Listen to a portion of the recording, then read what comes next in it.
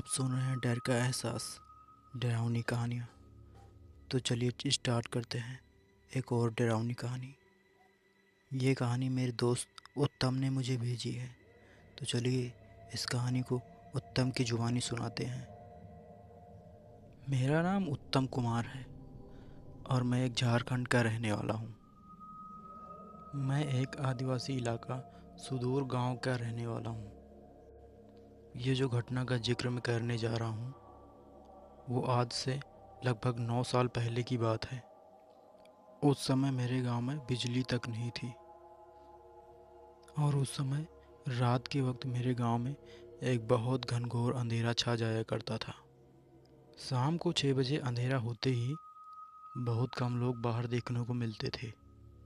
मेरा गांव थोड़ा नक्सली इलाके में भी था, इसीलिए वहाँ के लोग थोड़ा शाम होते ही घर में घुस जाया करते थे। ये घटना जो मैं आपको सुनाने जा रहा हूँ ये बरसात के दिनों की घटना है। एक दिन की बात है, मैं अपनी साइकिल से घर के कुछ ज़रूरी सामान को ख़रीदने के लिए मार्केट गया हुआ था, जो कि मेरे घर से लगभग 10 किलोमीटर दूर है। अभी मैं घर का सामान मार्केट में ख़रीद ही रहा था कि ख़रीदते ख़रीदते कब शाम हो गई पता ही नहीं चला। और जैसे ही शाम हुई बरसात भी स्टार्ट हो चुकी थी और बारिश भी ऐसी थी कि रुकने का नाम ही नहीं ले रही थी। उस बारिश के चलते ही मुझे अपने सामान को बचाने के लिए उसी दुकान के सामने ही कुछ घंटों खड़ा रहना पड़ा। बारिश ऐसी घनघोर थी कि मुझे वहीं पर खड़े ही खड़े रात के 10 कब बज गए पता ही नहीं चला। अब थोड़ी बारिश धीमी हुई थी लेकिन अभी रुकी नहीं थी। लेकिन जब तक बारिश पूरी तरीके से रुक नहीं जाती मैं वहाँ से जा नहीं सकता था, क्योंकि मैंने अपने घर का ढेर सारा जो सामान खरीद लिया था। रात के अब लगभग 10 बज चुके थे। पूरा मार्केट अब धीरे धीरे सुनसान पड़ने लगा था। लोग अपनी दुकानें बंद करके अपने घर को जाने लगे थे और मैं अकेला अपने सामान और साइकिल के साथ वहीं दुकान पर खड़ा रहा। फिर तकरीबन लगभग आधे घंटे बाद 10:30 पर वो बारिश रुक गई और मुझे ये देखकर थोड़ा खुशी हुई, लेकिन अब रात काफ़ी बढ़ चुकी थी। बारिश थमने की वजह से मैंने भगवान का शुक्रिया अदा किया और अपना सामान लेकर वहाँ से घर की ओर निकल पड़ा। लेकिन मुझे क्या पता था मुसीबत तो अभी रास्ते में खड़ी है। ज़्यादा बारिश होने के कारण रास्ते में कीचड़ और पत्थर बहुत थे, इसीलिए मेरी साइकिल भी बहुत ज़्यादा स्पीड से नहीं चल पा रही थी। यह तो अच्छा हुआ था कि मैं घर से निकलते वक्त एक छोटी सी टार्च अपने हाथों में ले रखी थी। एक हाथ में टार्च और दूसरे हाथ में साइकिल का हैंडल पकड़े हुए मैं अपनी घर की ओर धीमी रफ्तार से जा रहा था। मैं अभी कुछ दूर गया ही था, लगभग 102 किलोमीटर तक चला गया था। तभी अचानक से मेरे साइकिल का टायर पंचर हो जाता है और ये पता जब मुझे चलता है तब मेरे शरीर के पूरे खून खोल उठते हैं।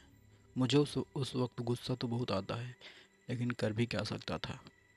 फिर मैंने साइकिल को अपने हाथों से घसीटते हुए घर की ओर चल दिया। यहाँ से अभी भी मेरे घर का जो रास्ता था लगभग 4 किलोमीटर का था।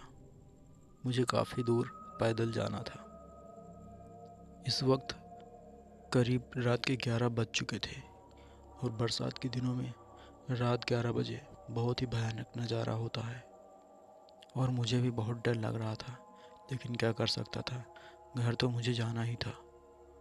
और घर पहुंचने में मुझे करीबन 3.5 किलोमीटर का रास्ता अभी भी तय करना था और घड़ी की सुई भी अब 11 से ऊपर की ओर जा रही थी। अभी मैं वहाँ से थोड़ी ही दूर आगे गया था कि तभी मुझे कुछ बारात के बैंड बाजों की बजने की आवाज़ कानों में पड़ने लगी।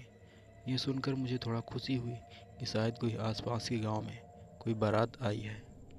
ये सुनकर मुझे थोड़ा राहत मिली और मेरा डर भी दूर हुआ और मैंने अपने कदम भी जल्दी जल्दी बढ़ा दिए थे। मैं जैसे जैसे आगे की ओर जा रहा था वो बैंड बाजे की आवाज़ और भी ज़ोर होते जा रही थी। मैं और भी खुश होते जा रहा था, लेकिन मुझे क्या पता था कि ये खुशी सिर्फ कुछ ही देर की है। मेरी जो खुशी थी वो डर में बदलने वाली थी, इस बात का मुझे ज़रा भी अंदाज़ा नहीं था। मैं जल्दी जल्दी जाकर उन सभी बारातियों के पास पहुंचा और वहां पर जाकर जब मैंने उन बारातियों को देखा तो मेरे पाँव के नीचे से ज़मीन ही फट गई और दिल इतनी ज़ोर से धड़क रहा था कि मानो अभी भी हार्ट अटैक आ जाएगा। लेकिन फिर भी मैंने अपने आप पर काबू पाया। मैंने देखा जो बाराती और बैंड बाजे वाले सब थे, इनके ना तो सिर थे और पाँव थे, तो वो भी उल्टे की तरफ। और ये सब देखकर मैं बहुत डर गया था। मैं उस समय इतना डर गया था कि मैंने अपनी साइकिल और सामान छोड़कर अपनी गांव की तरफ भागने लगा। उस समय मैं इतना डर गया था कि मैंने 2 किलोमीटर का रास्ता मैंने 10 से 15 मिनट में ही तय कर लिया। घर पहुंचते ही मैंने अपने माँ और पिता को ये सब सारी बातें बताई और वो भी सुनकर ये बात हैरान हो चुके थे।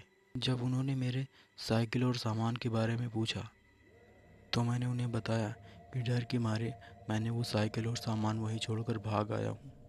फिर मेरे पिता और मैंने तय किया कि सुबह ही जाकर मैं उस जगह पर जाकर देखूँगा जहाँ पर मेरा सामान और साइकिल छूटी हुई थी। अगर नसीब अच्छा हुआ तो साइकिल और सामान दोनों मिलेंगे। उस रात मुझे नींद नहीं आई और सुबह 5 बजे होते ही मैं और मेरे पिता लठ लेकर उसी तरफ निकल गए। वहाँ पहुँचते पहुँचते लगभग अब दिन निकलने वाला था। जब मैं उस जगह पहुँचा जहाँ पर मेरी साइकिल छूटी हुई थी, तो मैंने देखा मेरा साइकिल और मेरा बिखरा हुआ सामान मेरा वहीं पर पड़ा हुआ था। मैं अपनी साइकिल और सामान को देखकर बहुत खुश हुआ और पिताजी ने भी इस बात को पूछा कि जो तुमने बिना सिर वाले और उल्टे पैर वाले लोगों को देखा था वो कहाँ है। फिर मैंने उन उल्टे पैर वाली बारातियों की तरफ जहाँ मैंने देखा था वहाँ पर लेकर गया। वहाँ पर मैंने देखा तो कुछ इंसानी बड़े बड़े पाँव बने हुए थे। वो पाँव तो इंसान के जैसे थे, लेकिन वो इंसानों से कहीं ज़्यादा बड़े थे। और ये देखकर मैंने गांव के कुछ लोगों को भी ये चीज़ें दिखाई और फिर मैं सामान और साइकिल लेकर घर वापस आ गया। ये घटना मेरे दिल में इतनी बस गई है कि मैं आज 6 बजते ही अपने घर में घुस जाता हूँ और रात को कितना भी कुछ भी हो जाए मैं घर से बाहर नहीं निकलता हूँ।